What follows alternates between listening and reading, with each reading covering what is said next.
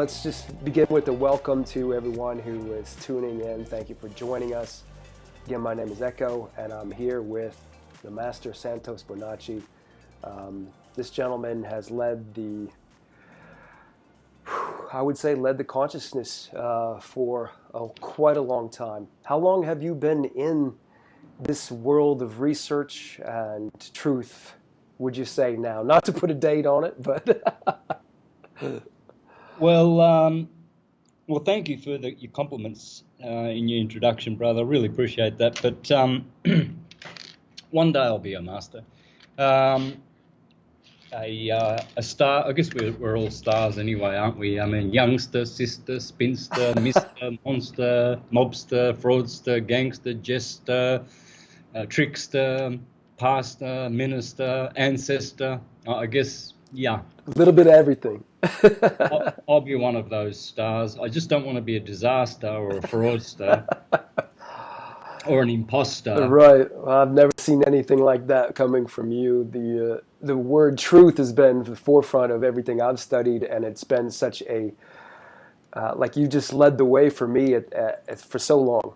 And I mean, I could go on to introduce you for probably 10 minutes with all complimentary aspects of everything that you've brought into my life and have helped me show other people. And that, I believe, is what this is about, is sharing the knowledge that we acquire so that it gets passed on and expanded. And in that way, I wanted to go through a couple basic questions just to see if we could help out some of those who are just starting their journey.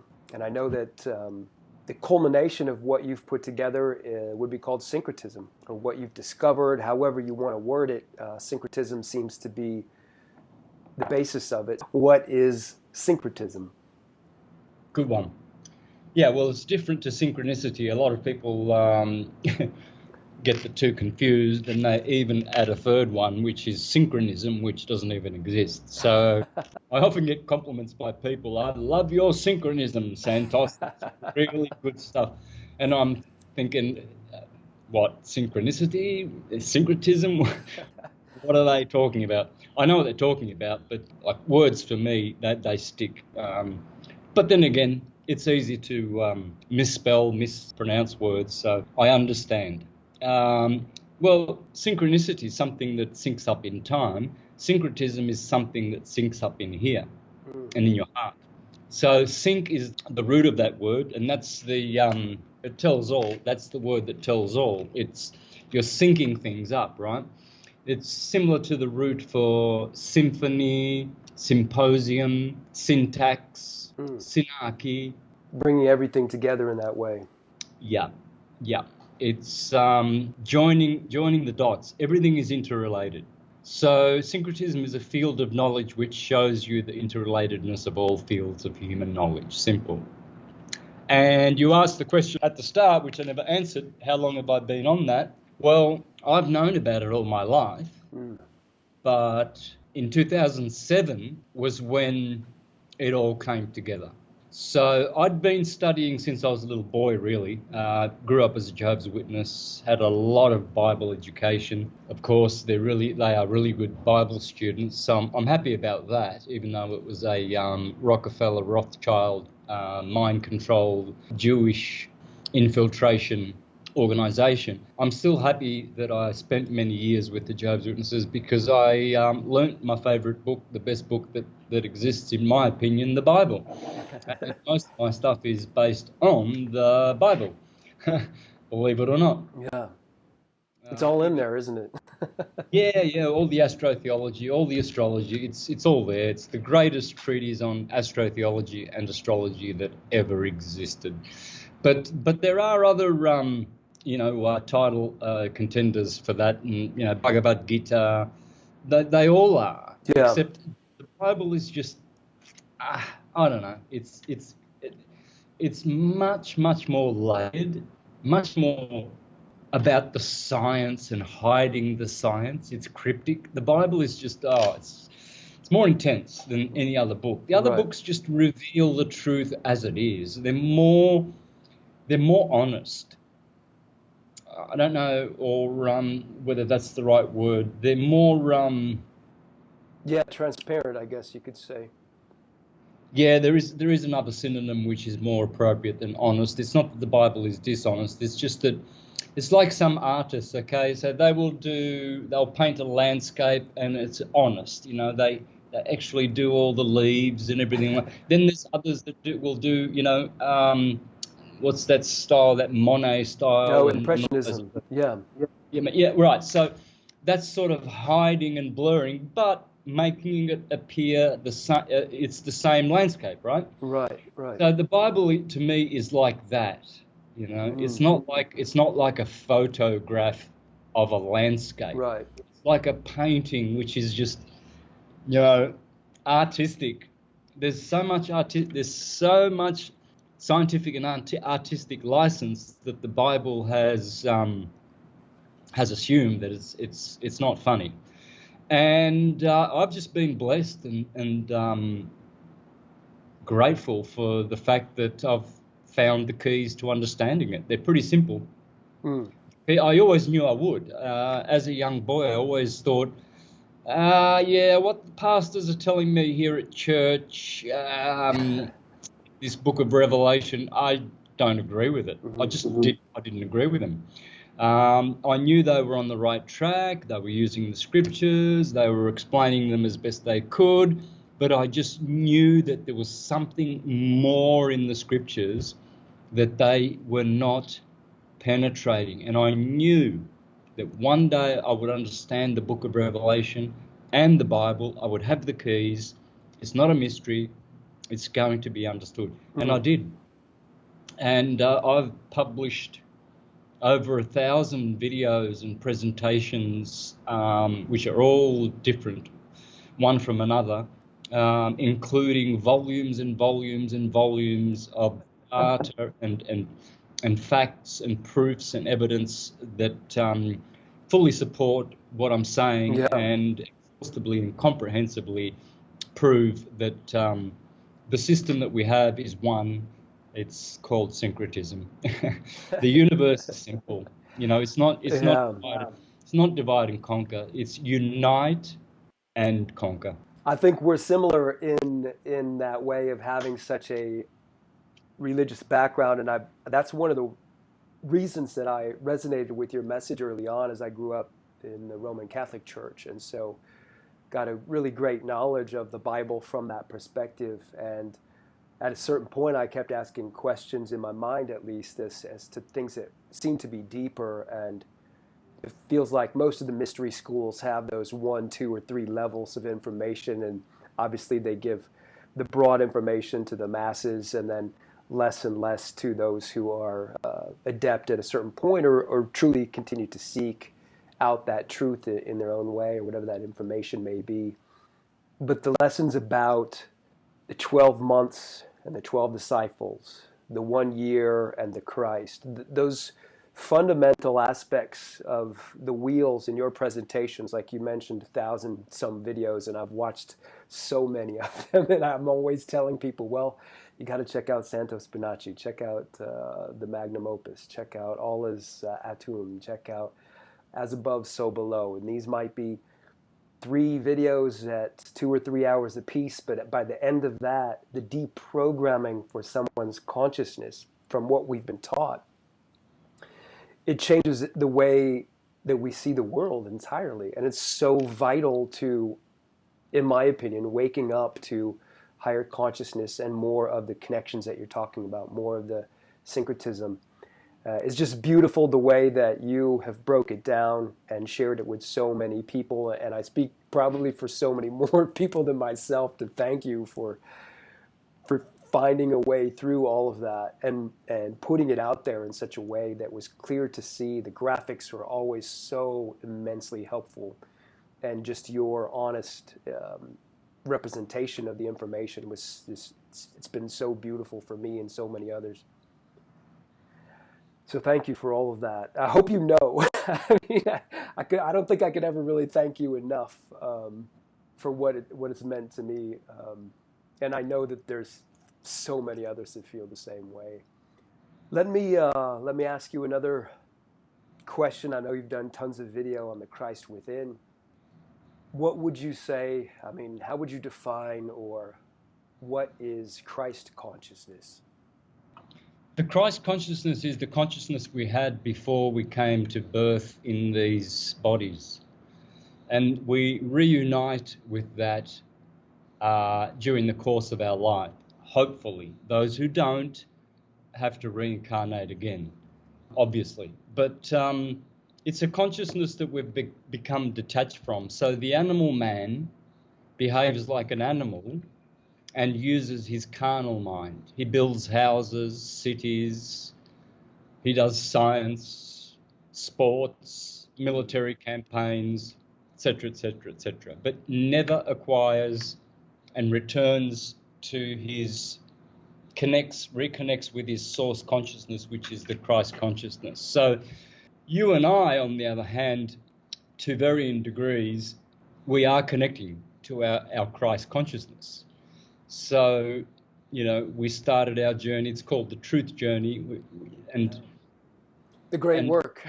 Yeah, the great work. So, and it will go forever, probably. Yeah. We've got a long way to go. We've just started, Yeah. But it's that repentance, and it's that accepting Christ into our hearts, which Christ means consciousness, simple. It's accepting truth and consciousness into your hearts that changes you and brings you back into connection with the source. So essentially what syncretism does is it teaches ways of returning to your true estate of full empowerment, unconditioned, unlimited consciousness, where you can know the truth, which will set you free, where you can behave as a God instead of an animal man. You can behave as a divine man, a child of God, Yeah. And that's what the Creator wants. The Creator wants us to return. That's why he sent forth his Son, not literally. Right. No historical man, Jesus, came to this earth 2,000 years ago. I mean, there's not even a shred of evidence that even happened. It's all fabricated. It's all fabricated. Look at the work of Joseph Atwill, Caesar's Messiah. Look at the work of Francesco Carrotta, Alvin Boyd Kuhn, who is this King of Glory. Alvin Boyd Kuhn is my favorite. He smashes the historical Christ bullshit story. Interesting, It's beautiful. I've read all these books. I've read all of these books, even from the time of Celsus, which was the 2nd century of our Common Era. Even he, 1800 years ago, he was saying, what's this freaking bullshit story about a God man who came down here to save your ass? Yeah. You have to save yourself, you stupid fool. He's not coming back. You didn't come. He was busting. So was Julian the Emperor. So was Porphyry. Each of those three wrote a whole book dedicated to busting. This is thousands of years ago. Wow. This is like 1800 years ago. They were on it. They were on it, just fresh on the heels of this historical Jesus. And if there was a historical Jesus, you would think Josephus would have written elaborate things about him, because all the Jews were waiting for this Messiah. Right. And Philo of Alexandria, the richest man who ever lived, he wrote whole volumes of spiritual knowledge, didn't mention Jesus once. He was supposed to have lived at the same time as Jesus. Francesco Carrotta, whom I mentioned earlier, he points out that there are so many familiarities with Julius Caesar, JC, and Jesus Christ. Right. So we have a Julio-Gregorian calendar, and the Christians call it the Anno Domini, the Year of the Lord calendar, right, which goes back to another JC.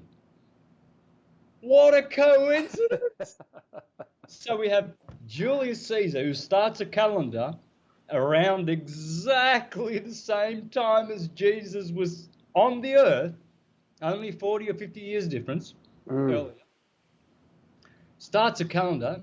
His adopted nephew Augustus started it, and supposedly Jesus was born at the time that calendar was started. Hello, says Francesco. He goes, don't you people get it, you clowns? Jesus goes to Copernicum.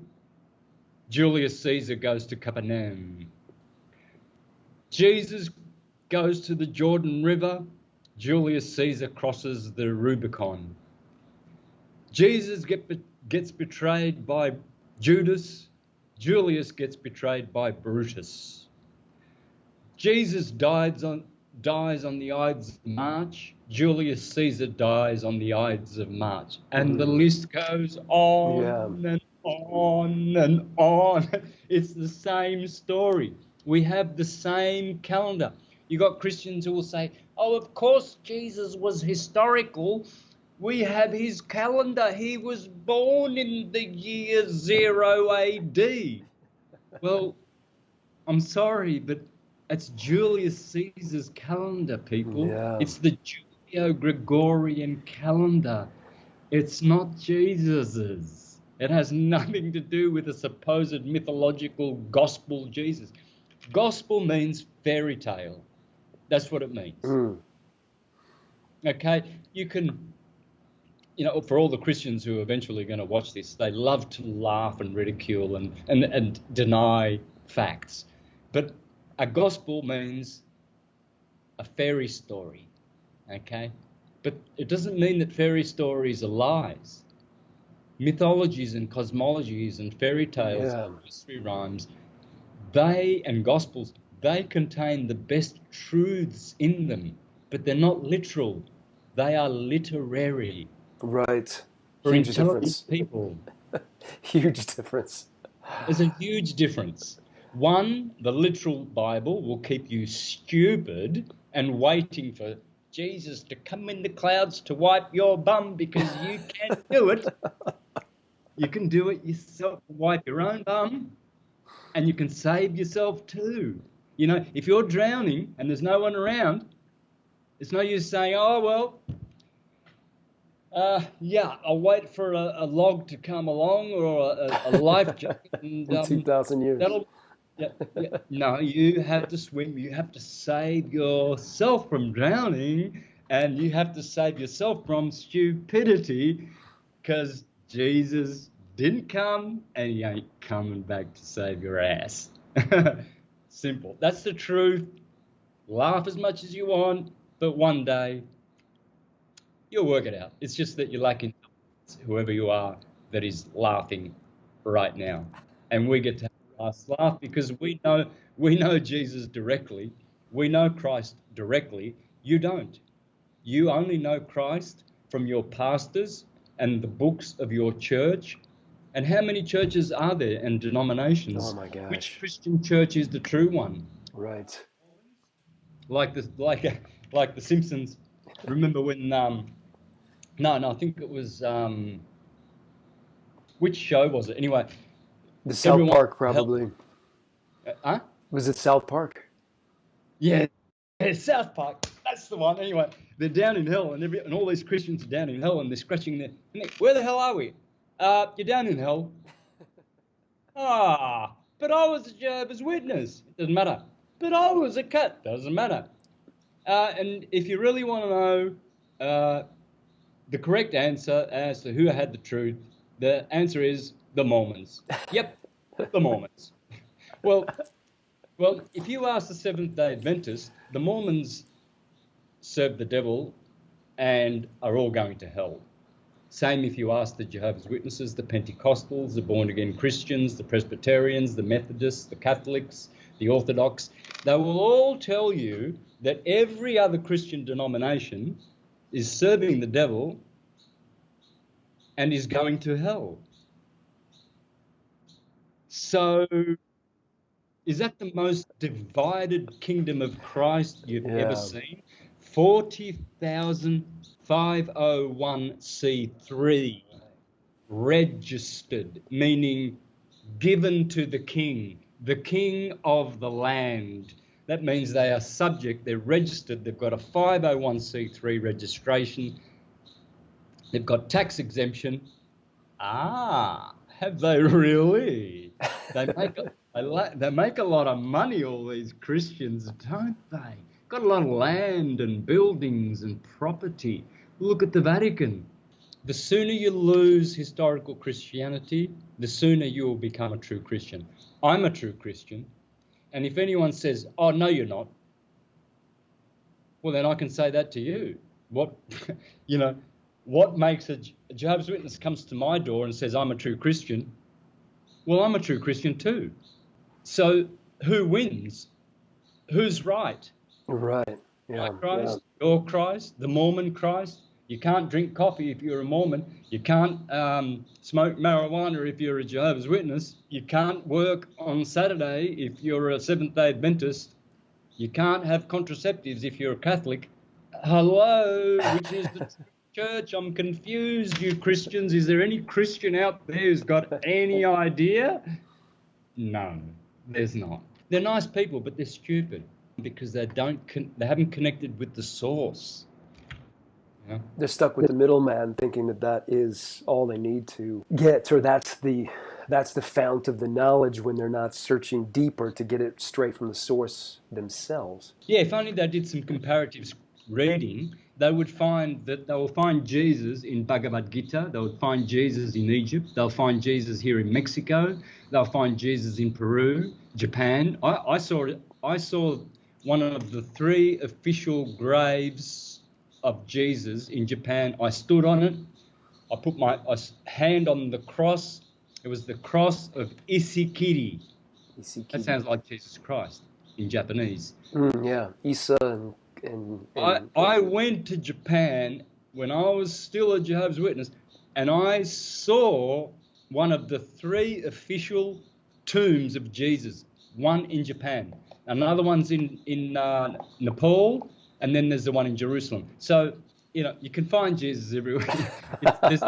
There's only one story. There's only one hero. There's only one savior. Yes, it is Jesus, but he has different names in other cultures, people.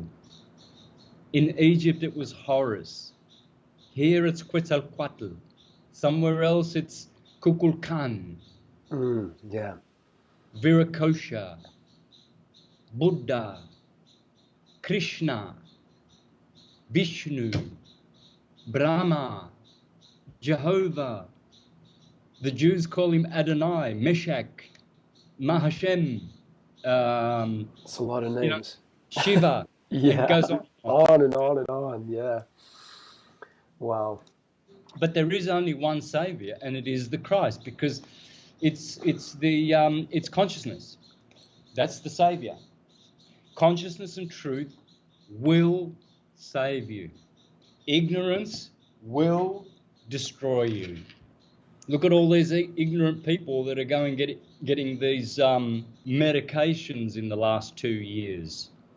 And we see the statistics of all these deaths happening. These are clever people. These are doctors, sportsmen, lawyers, professionals. They're all going getting this medication. Very clever. They don't know what's in. No one knows what's in them because it hasn't been disclosed. You get a blank paper for the ingredients. Big sheet of paper. No ingredients at all. Oh, yeah, I'll have some of that because I'm intelligent. This is the ignorance that's killing people. These are the same people that are waiting for Jesus to come to save them.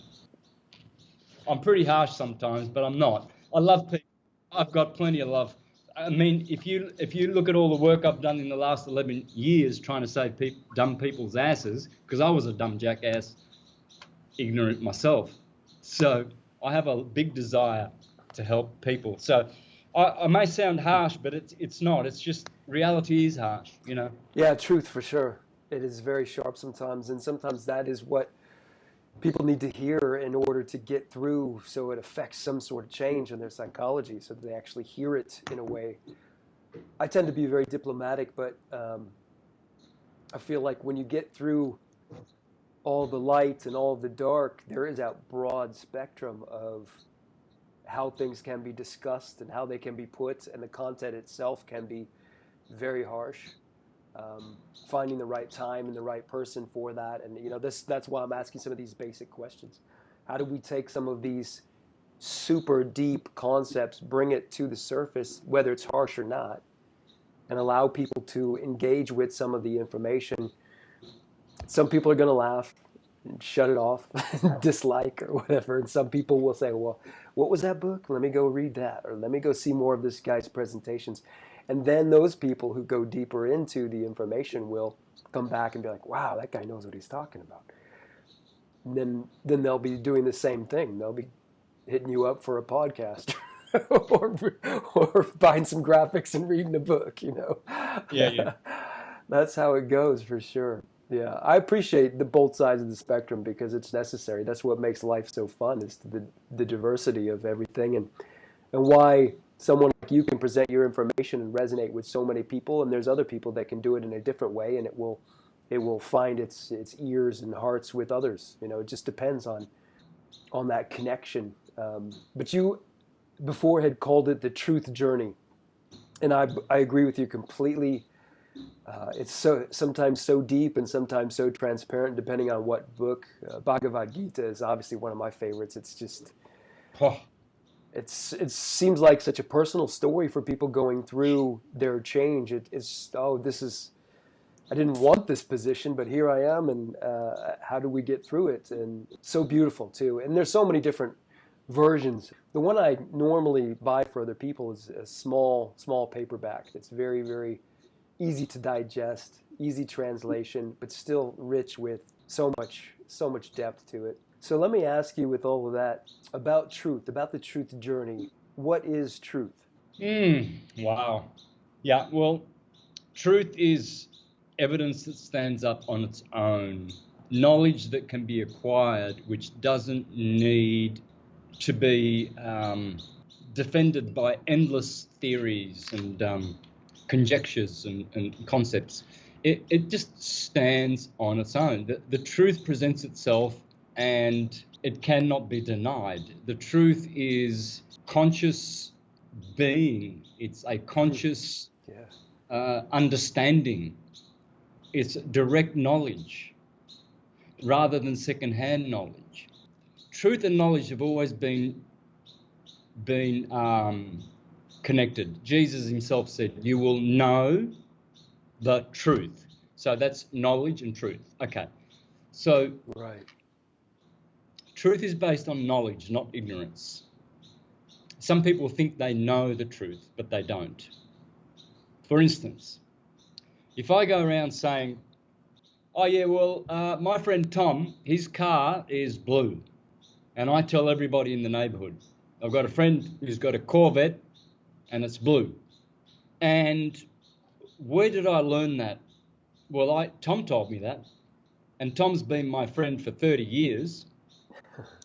Never told a lie. I can trust him with my life. Always dependable, and he's my best friend. But you see, Tom's colorblind, and I didn't know that. And I've never gone around to his place and opened his garage door to look inside to see if he does in fact have a blue Corvette. So I go there one day, open the door, and there is a red Corvette. And I go to Tom, I say, Tom, I thought you said you had a blue Corvette. He said, yeah, there it is, it's blue. No, that's red. No, it's blue. Dude, you're colorblind. Yeah, I am. But I thought it was blue. Well, now that made an idiot out of me, because I went and told all your neighbours, all my friends, that your car's blue and insisted that that's the truth.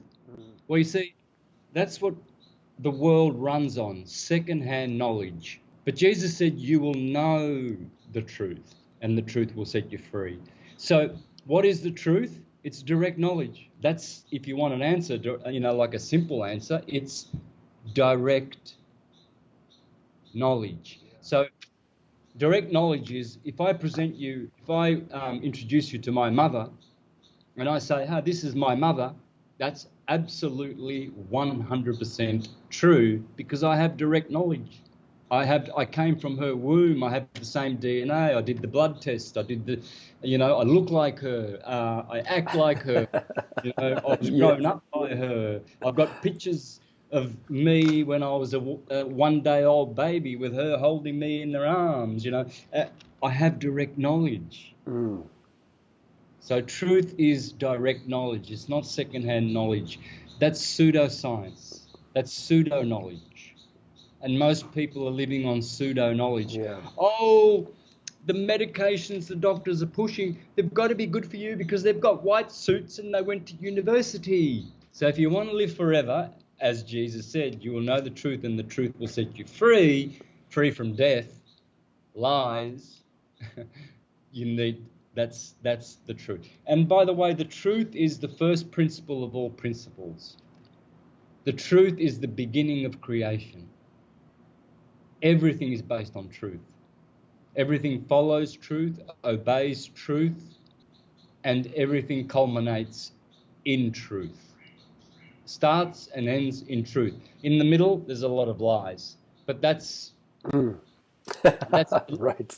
Yeah. well, that's deliberate and part of the process. But Yeah. ultimately, the ones who deserve the truth, who are worthy, they will find it. Simple. Now, in that excellent answer, so many good things to look at there. You mentioned immortality or escaping death, and there's versions of that in the Kabbalah. There's also, if we talk about ascension. So to jump a little bit from that last question, let me ask you about ascension. And seems to be a key word or a buzzword for a lot of people these days. Ascension symptoms, spiritual awakening, all these different ways to look at it. But in your own perspective, what is ascension? To ascend, when you ascend a stairway, you climb the stairway. So descending is going down, ascending is going up. Up in what? Virtue, ethics, knowledge, consciousness, awareness, good qualities, hopefully, morals, in other words, Right. love, ascending, growing in love. You see some relationships between partners that seem to grow stronger as the years go by. That those people are ascending their relationship. Otherwise, it would descend into divorce. So ascension is the improvement of a condition. So we are conditioned, we're limited, and we have many opportunities to improve those limitations. In fact, humans are always inclined to improve your nature, personality, individuality. You don't want to. No one wants to be a bum. No one wants to be disliked or known to be gross. Everybody, wants to be liked, don't they? They want universal acceptance. But the true Jedi, he doesn't seek the approval of men. He seeks the approval of the gods. And that is the ultimate. That is the ultimate. Okay, yeah, that makes sense. I like that. A practical definition. It seemed to me at a certain point, well, if this Jesus character had ascended, then why are we not figuring out what that is or studying in that realm of how to do that? If he says, you shall do everything I have done and more, what are those things that we can study to get to that point, not just worshiping the stories of his life, but learning what he learned or how he learned, or how to view, how to exist and advance and expand. Yeah, because the Jesus that existed has only existed in writing, in Gospels. So, of course, those writings are going to tell you that you can be greater than that Jesus because you're real. That Jesus is not. It's real in a sense in that it's a real model, the perfect man model, the perfect. I mean, it's faultless. Jesus is faultless. It's the perfect role model for us. So, but it's telling us that we can do more because we're actually going to implement those teachings in the physical realm, and take it. We're going to move mountains. You're right. We are moving mountains. Yeah. we're going to, once we restore all of our powers, our conscious powers that were taken away from us in this conditioned Kali Yuga, we're going to be doing magic. We're going to be maguses. Yeah, I'm excited for that. I look forward to it. It's part of the ongoing process. It doesn't seem to have an end, and enjoying the journey as opposed to focusing on some destination, or that idea that it's going to be okay then, or it'll be better when that happens, or when I get here, or that illusion of thinking that it needs to be separate from the present moment. I've studied time and different perspectives of time in many different realms, just to have my own personal perspective on it differently than, I guess, how I used to. I can't speak for anyone else, but even just the idea of day, DEI, as opposed to DAY, and how long these things could be, and just the perspective of, life and death, and day and night, and sleeping and waking, and all the different ways that we look at time. I'd be interested if you have any thoughts on your perspective of, linear, three-dimensional time versus, other versions of what is out there, or what you've experienced, or what you think. It's a persistent illusion, time. So it's just a perception of the movement that we see, of motion, but it can never only be an eternal nowness, of course. So time is just the unfurlment of the thinking process of God, and we witness that from an individual perspective, and we see change in the now. We see that change, but it's still just a now. Right. It's always a now. So when I say I'm here now, and then 5 seconds later I say I'm still here now, well, it's always now. Right. How do you get out of this now? How do I go? No, right. I want to get out of now, and I want to go physically. I want to go to the future. Well, you can't do that because it's not there. Right. When you get there, it'll be the now. Yeah, and the past does not exist. It's not there. Where is it? If it were there, we would go there, physically go there, and and perhaps change the past, or interfere with it. You can't do that. You can't do that. You can. There are different timelines. When people say they went back into the past, what they did was they went back into another timeline. Right. You can't go back into the past in this one timeline. It's gone forever. There's many infinite timelines. It's infinite. There's so many decisions we could have done better or worse, and so many outcomes, millions and millions and millions. This outcome we chose in this timeline, when we came and contracted to come in here, that's what's going to be. It's whatever it is, that's what's going to be. We're going to, no matter what we do. we're going to have to live with the consequences of our decisions. Did you read those Choose Your Own Adventure books when you were younger?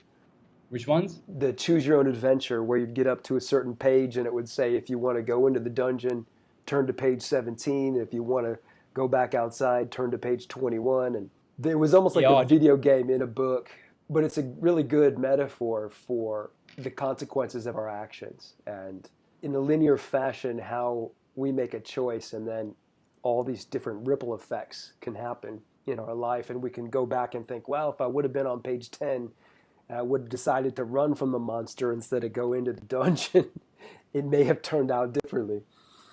I've always enjoyed those, but that's back in the day of Dungeons and Dragons. One of the aspects of the knowledge itself that I found very beneficial was the Kabbalistic tree of life, the Sephiroth, just that entire process of some of those things, the Kabbalah itself. I believe you have some knowledge in that area as well. So if you don't mind, I'll ask you, what is Kabbalah? Kabbalah is the science of electromagnetics. Everything is. Christianity, Kabbalah. Kabbalah comes from the hyperbola. The hyperbola is the source and cause of all spiritual teachings. The hyperbola is in the center of every atom and every torus field. Hyperbola. It's the word of God. That's why we get the word hyperbole. When you speak in hyperbole, it speaks. So the hyperbola is the speaker, the word of God. Kabbalah, Baal, Baal, Bel, all of these Baal words, it's the hyperbola. And that's why you have words like diabolical, that's the devil, diablo. Diabol means dipole. It's two poles, red shift, blue shift. Right. So Kabbalah teaches you that science, the science of how white light splits, produces red shift, blue shift, physical, electrical world. And it's the science of how that happens. It's everything is. There's no other subject. It's in all of it. If you ask me what is mathematics, what is alchemy, what is astrology, what is Kabbalah, what is Toltec wisdom, it's all the science of electromagnetics, because that's all that exists. There's nothing else to talk about. There's nothing else to talk about. If you talk about your girlfriend, you're talking about electromagnetics. If you're talking about atoms, it's electromagnetics. If you're talking about your job, it's electromagnetic. Right. If you're talking about your health, it's electromagnetic. Mountains, waterfalls, stars, galaxies, God, doesn't matter. These glasses, these are electromagnetic. I can prove that to you. These are made of atoms which are electromagnetic. This remote control, this herbal tea, these brewer's yeast, there's nothing outside of the one subject, electromagnetics. Once we get that into our thick skulls, then we will understand all things. That's great. That doesn't mean to say that I understand all things. No, but I have the key to understand all things. That's the important thing. You don't need to know everything at once. Yeah. That's boring. That's boring. It's not that. That's not what we're saying. It's we have the ability to, and we have the keys to. You see, a lot of people commit suicide and get depressed because they don't know the answers to their health problems, their answers to their religious questions, their answers to, they feel like they're trapped. Well, syncretism unlocks all that and makes people happy because it gives them the answers to know everything one at a time, and eventually they will know all things. They have access to it. That's great. Thank you for that. That leads me to another question, which would be, with that just said, everything being electromagnetics, if someone was joining their truth journey now, where would they begin their search? Where would you say, go here first? I would say go within, but that's a bit tricky. I would start with my channel, Mr. AstroTheology, Yeah. because that will give you the key. And you don't have to believe anything I say. You just have to know it. You know what I mean?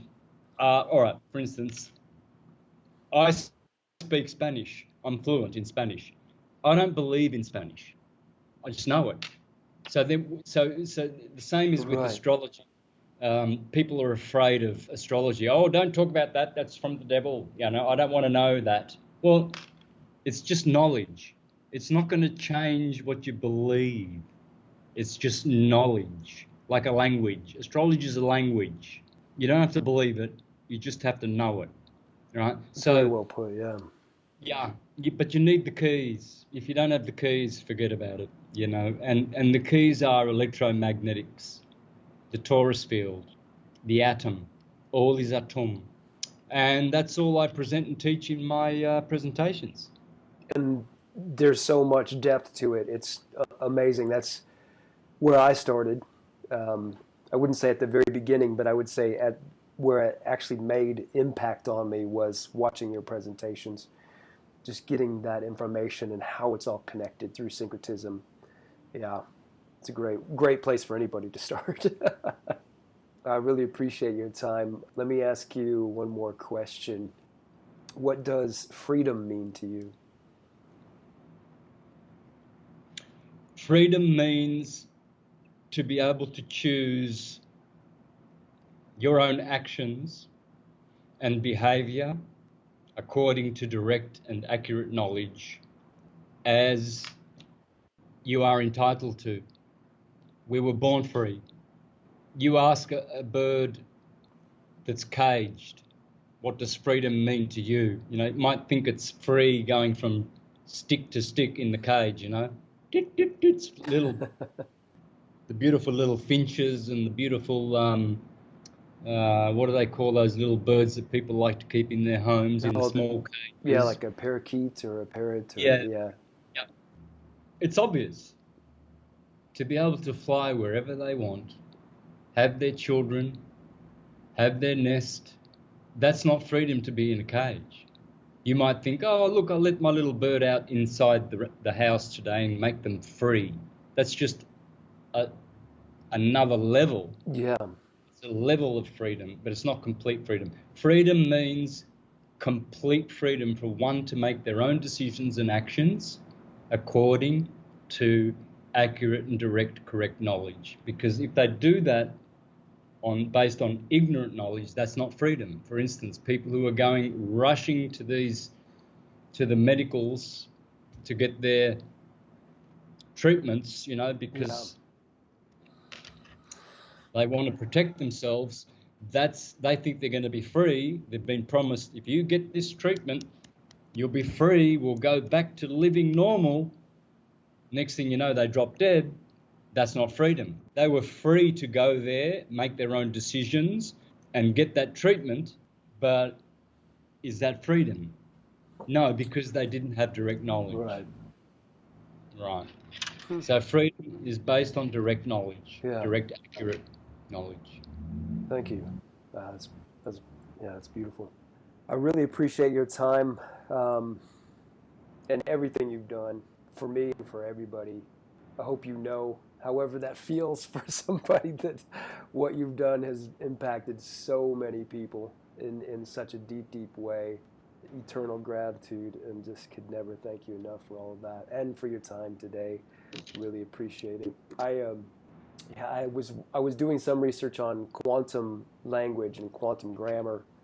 I don't know if you've been into that or not. David Windmiller. Yeah, I was watching a video of a presentation that was in Australia some time ago, and then he opens the floor for questions. And I swear I heard your voice ask a question from the crowd. It was me. I was like, oh my gosh, this guy, he's done all the, like, there he is. You were actually at the conference. It was brilliant. That just goes to show how deep of knowledge and research you've done, and the energy that you've put into it, and what you've received and what you've shared, and how that's expanding. And so grateful for all of that. But I thought I would ask you, because I was like, I swear, it sounded like Santos in the crowd asking a question. Yeah, that was 12 years ago. I was there with my son. I went and saw David Windmiller. I was pretty impressed with his stuff. Definitely unique. What do you feel like you're into right now? I don't mean to keep asking you questions, but I did want to say, see where you're at with your studies, or what you're putting out. What is at the forefront of your time and energy at this point?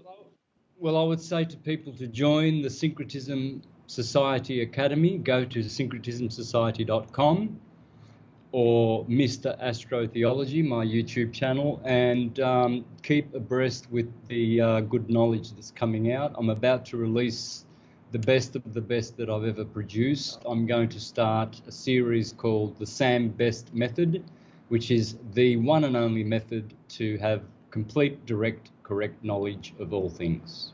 Oh, wow. So I would just get right close to the Syncretism Society Virtual Academy and sign up and be a member.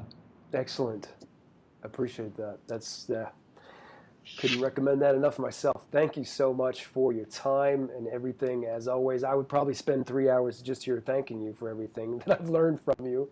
and all the different directions it's allowed me to go into, and always enjoy time with you and your energy on the screen, but it's great to have you in person today like this, and hope everything goes well for you in Mexico, and hopefully we'll chat again sometime soon. Will do for sure, brother. Thank you. Excellent. Thanks to the listeners. Take care. Have a great one.